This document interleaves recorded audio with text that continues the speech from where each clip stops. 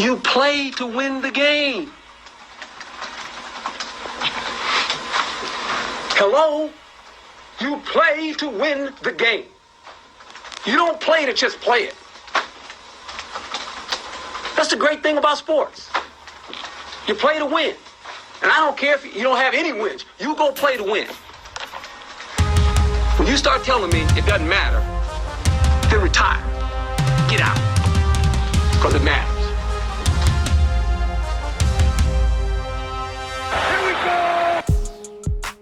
Well, good Saturday morning, friends. Mark Holmes here, of course, with my buddy Cowboy Joe Boo. And as always, I want to say thank you all for watching, commenting, subscribing, being part of the Joe Boo Sports Report.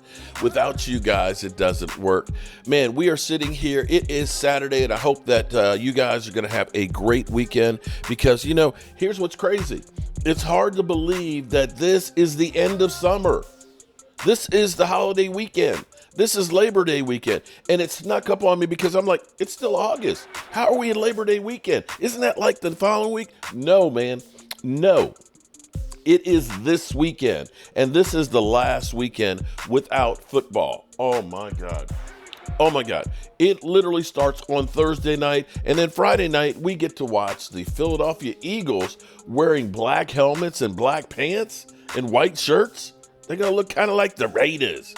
In Brazil, that is if you have Paramount TV, because the NFL, of course, is looking for as many dollars as possible from each and every one of you. And mind you, this is kind of crazy because the NFL, which has teams now worth $10 billion like the Dallas Cowboys, wow.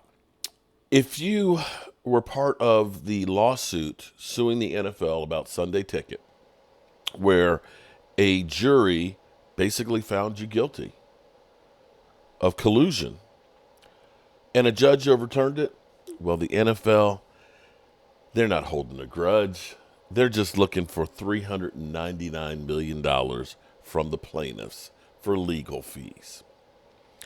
Yes, we're there. So as we get ready to start the season, being a week and 1 day away from the season starting, we don't know, honestly, what we're going to have for a team. We know we've been through. I've pointed this out over and over again. And Leo is like, damn, if he isn't always putting it there. And it's true. There is a complete cycle that goes to the Dallas Cowboys. We lose in the playoffs. The end of the season is a disappointment because we didn't win the Super Bowl, much like 30 other teams. They go through. They tell you how bad and pathetic the Dallas Cowboys are, even though there's a lot of teams that don't make the playoffs. It's only 14 teams that even make the playoffs. But they get you convinced that the Cowboys are worse than the worst team out there. Then they tell you how bad the front office is because they don't really care about free agency, because free agency comes through. You see all these teams that make all these big moves and stuff, and they anoint them as the Super Bowl favorite. They go through and they look at all the teams that were playoff teams the year before, except the Cowboys, and automatically assume that they're going to be great. You'll remember last year when they were literally talking about Daniel Jones. We trust Daniel Jones more than Dak Prescott. That the Giants, they finally get it, and they're about to break out and do great things. How'd that work out for him? How'd that work out for him? I'm just asking for a friend.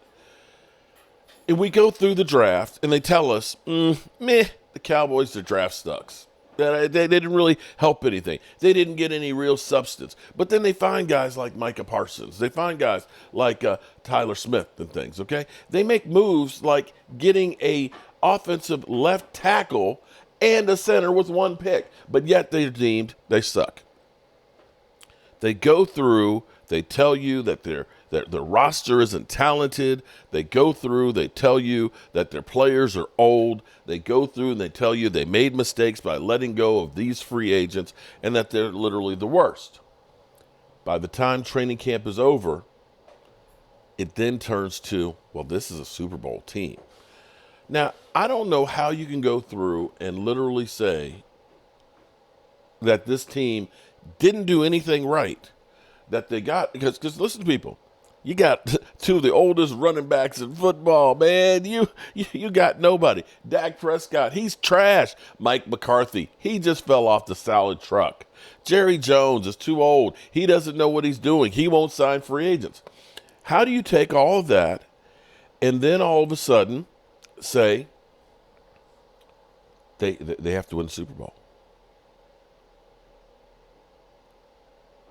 And in the end, it's all about the clicks. So what I want to do today, since, CeeDee Lamb, he's safe, I guess, since he's got a contract. Although if you listen to Mike Tenenbaum, he's trade bait. The Cowboys literally paid him the second most money of a non-quarterback ever in the history of football, and they'll trade him next year because, of course, he was a great front office guy. Okay, I got it. Dak Prescott, who's still waiting on a contract, and people say the Cowboys should move on, and, of course, Mike McCarthy, who is the coach on the hot seat. On the hot seat. But the funny thing about him being on the hot seat, though, friends, is it just doesn't feel like he's on the hot seat, or he doesn't seem to be showing any pressure. In fact, he looks rather refreshed and excited. But we're going to go to his press conference because instead of listening to the guys from ESPN, that sometimes it's kind of crazy that I listen to ESPN and they'll say, what is this, Mike McCarthy's third year? It's like you don't even know how many years he's been there. They'll literally say, well, Dak Prescott was a $60 million hit when he never was, and it's actually 55 after the restructure was 59. Or they'll come up with things like trade him, even though there's a no trade clause in there. All of these things are crazy. And it's like, how can you be an expert on the team if you can't get the basics right? Seriously. So let's listen to Mike McCarthy because he's going to talk. And one of the things that I loved hearing about is, I think I've said it, about running back by committee, that you're not wearing down all the guys by the time you get to playoffs, as well as some of the other things. So let's go to Mike McCarthy. Mike? Mind you, does that look like a guy who's on the hot seat? I think not. Wait. Doesn't work. Yeah, he went where, he changed platforms, so had a redo. Oh, yeah. I heard about that platform. Yeah. Mike, David Moore, Dallas Morning News. Knowing your love of talking about how you'll deploy personnel in the regular season, can you just talk a little bit about the running back room? We've talked about how it's by committee. Is there a lead back? Will it be more situational as far as how you approach it this year? I think, David, really the biggest thing is, what's the definition of a committee? You want to play as a play caller. You want to be able to play, wide open first, second, and third down, and you want it to flow. My definition of committee is it's a long year, and you want to be able to have distribution throughout that.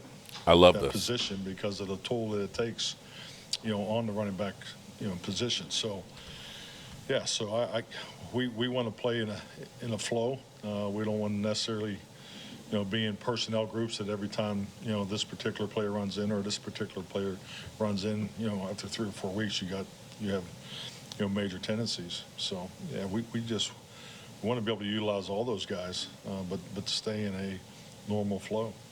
We haven't talked to you since you've added Dalvin Cook to the practice squad. Just what you saw from him, and just can you envision him help? I guess obviously. Yeah, definitely. I mean, Dalvin's really somebody we've been there's been interest for quite some time.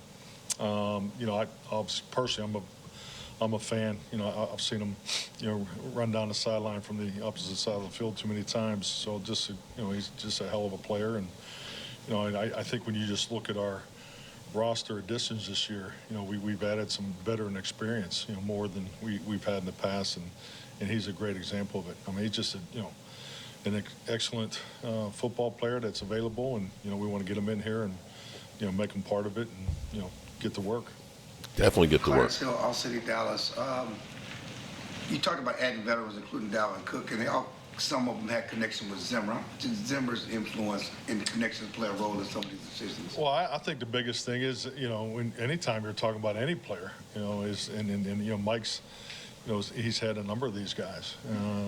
That's a positive. It's definitely a resource you got to tap into. But availability is number one too. It's got to work on both ends. But yes, Mike has been very. I mean, obviously when probably brought any of these guys in if Mike didn't have a positive experience with them. I think, that's common sense. But yes, I think all of our, you collect as much information as you possibly can. So, there's a lot of, relationships, networks that go on in this industry. And, obviously with Mike being the head coach and having those guys, it's important.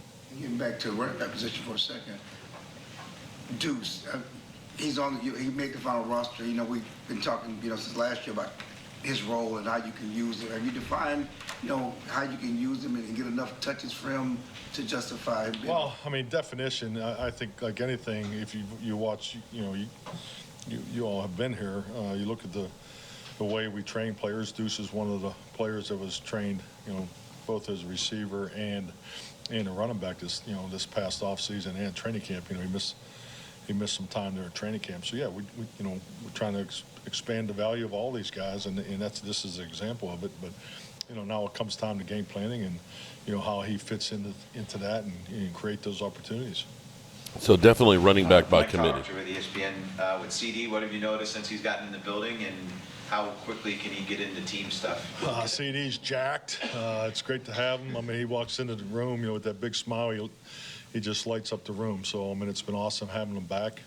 But this will be the first real test as far as workload capacity. We've been in the last two practices have been very, very light in nature just because of the the setting and open to public and those types of things. Obviously, we weren't going to do anything last two practices that were going to be involved in Cleveland. So, today's our first opportunity to go get it and start the game planning preparation for Cleveland. So he'll take more reps today than he did the last 2 days for sure. And you mentioned that he's jacked. Did the size kind of catch off guard? Definitely. Yeah, just knowing that he's put on the weight and he looks great. I think he looks great. Was he a guy who needed it a little bit to handle more bumps and bruises, or? He looks great, Todd. That's all. Looks great. John Machota with The Athletic. When he wasn't doing the 7-on-7 stuff, him and Brandon Cooks were off to the side. Do you anticipate Cooks doing more today, or is he still kind of going to be limited? He'll do a little more today, yes. Just being smart with Brandon. Also, Zach Martin's in that same category. We're just being smart with these guys. So. Just trying to be smart. Take care of the veterans. If we go down, he's been battling health issues the last couple of years. Last year he was pretty much healthy. How vital can he be to this running game? He's got to be healthy. He's going to have opportunities, and we tend to forget, Rico's, I thought he was an excellent special teams player too. So, he'll be playing less special teams. He'll have a lesser role in special teams just because of workload focus. But yes, he's a complete running back, plays all three downs. I think his pass protection from his rookie year to now is, has become one of his best assets. Scott. Tyler Dixon with the AP. You talked about timing with CD. CD talked about timing. Does timing come back a little faster when you've got CD and Dak have spent so much time together over the years? Oh, definitely. I think that's part of the growth, and I think you see the production, where it went last year. So yeah, definitely. But we just got it's more about the wrinkles that we've changed. He's aware of them. He's been in touch with the video and during the time away. But now just being here, those are the things we're focused on. Just make sure we get those reps. Tom. Saudis at The Athletic. When it comes to John Stevens, you guys talked like last year that he was on path to make the roster last year before his injury. Now that he is here, do you envision certain areas of the field that he has a higher role, or what do you see his role on this team? But Phil, I was going to make fun of you. No, yeah, I'm only going to put him in on the 20-yard line, but going in. But yes, I think you're talking red zone, obviously, which is obviously he's such a big target. Definitely like the way he's grown. But I think when you get into these moments, because now, you got to pick your 48/49 with the third quarterback. How does that all fit together? So he definitely has done some really, really good things in the passing game, but special teams, that's really the area he has to really focus on, because that's what a lot of these decisions will come down to. But yeah, I'm not looking at him as just a situational player.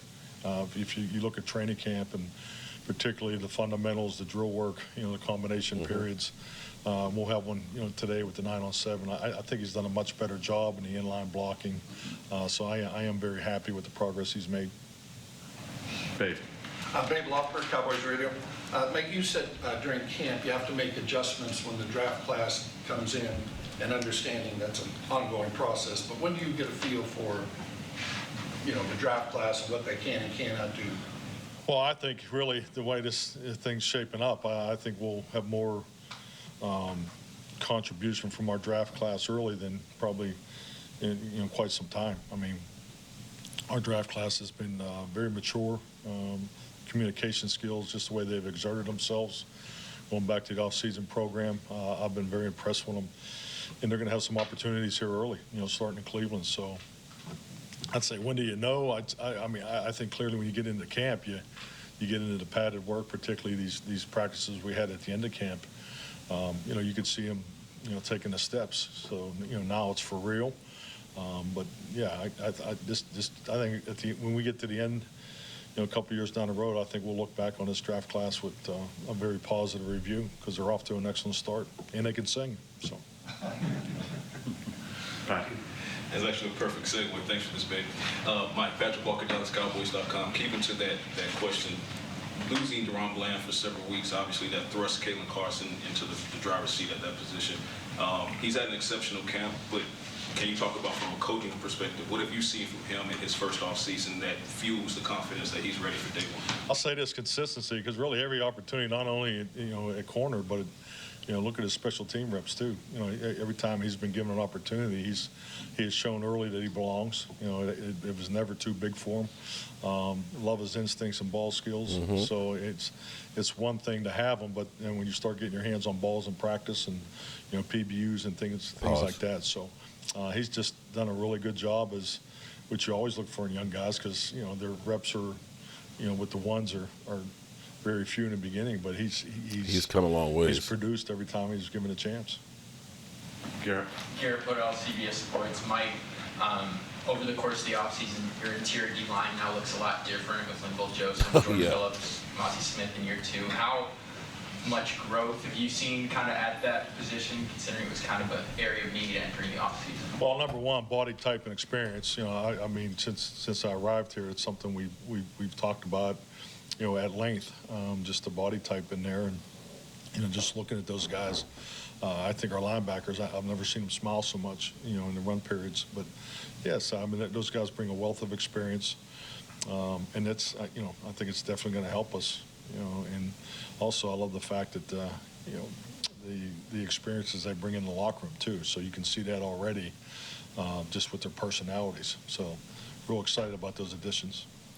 Definitely good additions. Joe Hoyt, All City Dallas, kind of building off Dave's question as well. Tyler Guines got moved up here the day after he visited here. Obviously, it looks like he's progressed really well. What did you kind of learn in the pre-draft conversations with Oklahoma and other places to kind of indicate that he would work this hard and progress this fast? Well, the Oklahoma visit, particularly when Mike Solari went up there, just the feedback, from the coaching staff about the progress that he made and the comparables, to other great tackles that they've had up there. That really kind of stands out to me as far as the information going into the draft, and that's held true. I've been very impressed, just the way he's come in here, and he's been very diligent. He's takes good notes. Just the little things. We all see what he does every day on the field, but he's doing the little things, and that'll make a big difference. Aaron Cousins, Lone Star Live. Mike, Dalvin Cook is a 4-time, Pro Bowler who's going to sign to the practice squad. I know the practice squad rules changed a couple years ago. What have you noticed about guys like that who are so accomplished, but then accept the job of not even being on the roster? Yeah, I think it's kind of a new era for us, frankly. I think the practice squad, expansion is probably the best. It's the best tool we have.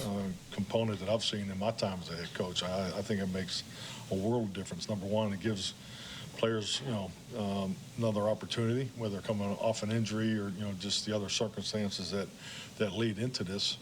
So makes the teams better. It's obviously better for the players. I mean, I love it, and it's not looked at as, oh my God, I'm a practice squad player, and that's not the point. And it's, frankly, when we get to this You're not first just day scout where we team. have everybody in the room, we had 70, 75 players in the room. I tell them the story. I've been part of one Super Bowl champion, and the night we passed out the rings, 77 players received rings, and that's what it takes to win a championship. So you can shake it any way you want. 53 you're on the roster, 17 practice squad, your IR guys coming back from IR, but they all contribute. And this new practice squad, for me personally, I think is a tremendous tool in the development of young players, because you get to practice, better than you did in the past. You get to stay in the mode of 9-on-7 drills and things like that, because you're in numbers. Because when the numbers are short, you got 53 players and 6 practice squad, your whole practice starts, because now you got to really watch the reps, particularly in your perimeter players. So there's just so much that goes into this, and I think the tools like GPS and sports science and the injury information you're given, this all contributes to a better, healthy path for every NFL team, in my opinion. Just with this new setup. But, for a guy like Dalvin, who, we know is super accomplished in this league, whatever's happened in the last couple of years, this is a great vehicle to get back in it. And I'm happy he's here. Did you have something else, Babe? I did. Yeah. Mike, getting back, you were talking about Kalen Carson and, ball skills and all. He didn't have an interception in his last 2 years at Wake Forest. So can you teach a guy that? And obviously, I don't want to comment on a man's body, but he's got 8.5-inch hands.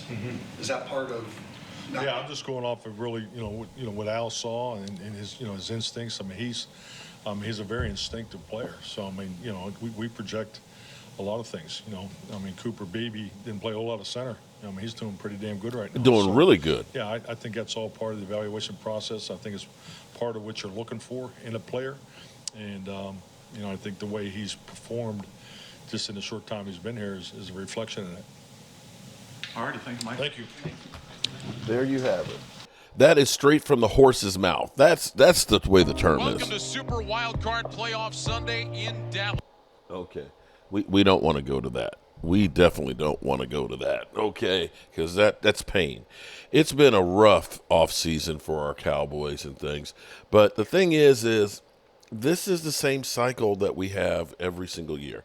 The question will be will the players that we signed, like the Eric Kendricks, the Eric Kendricks, the Jordan Phillips, the Carl Lawsons, will those guys be able to step in and really help the Dallas Cowboys to really do some things?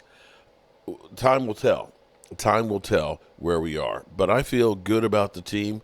I don't know if it's good enough to be a Super Bowl team or not, but they're not going to be 15th like Mike Tenenbaum has said that, they are literally, going to go ahead and look for a new quarterback. But we'll see. We'll see. As always, I appreciate you guys.